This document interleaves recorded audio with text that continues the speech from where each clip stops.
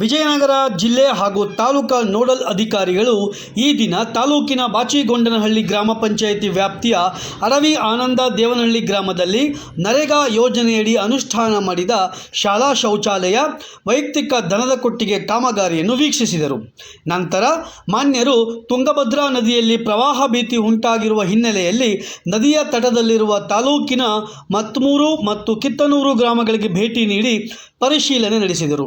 ನಂತರ ಮಾನ್ಯರು ಗ್ರಾಮದಲ್ಲಿ ಸಾರ್ವಜನಿಕರ ಸಭೆ ನಡೆಸಿ ನದಿಯಲ್ಲಿ ನೀರಿನ ಮಟ್ಟ ಹೆಚ್ಚಿರುವುದರಿಂದ ನದಿಗೆ ಯಾರೂ ಇಳಿಯದಂತೆ, ದನಕರುಗಳನ್ನು ಮೇಯಿಸಲು ನದಿಯ ಹತ್ತಿರ ಹೋಗದಂತೆ ಹಾಗೂ ಮೀನು ಹಿಡಿಯಲು ತೆರಳದಂತೆ ತಿಳಿಸಿದರು.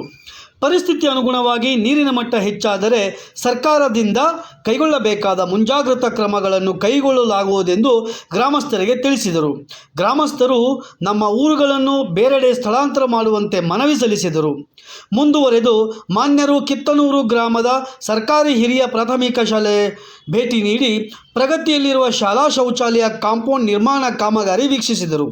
ಮಧ್ಯಾಹ್ನ ತಾಲೂಕು ಪಂಚಾಯಿತಿ ಸಭಾಂಗಣ ಹಗರಿಬೊಮ್ಮನಹಳ್ಳಿಯಲ್ಲಿ ಮಾನ್ಯರ ಅಧ್ಯಕ್ಷತೆಯಲ್ಲಿ ಎಲ್ಲ ಅನುಷ್ಠಾನ ಇಲಾಖೆಗಳ ಅಧಿಕಾರಿಗಳ ಪ್ರಗತಿ ಪರಿಶೀಲನಾ ಸಭೆ ನಡೆಸಿದರು.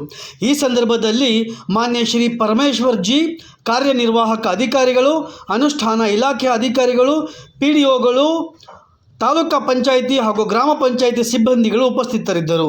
ವರದಿ Santosh H, Vijayapura, R5 news.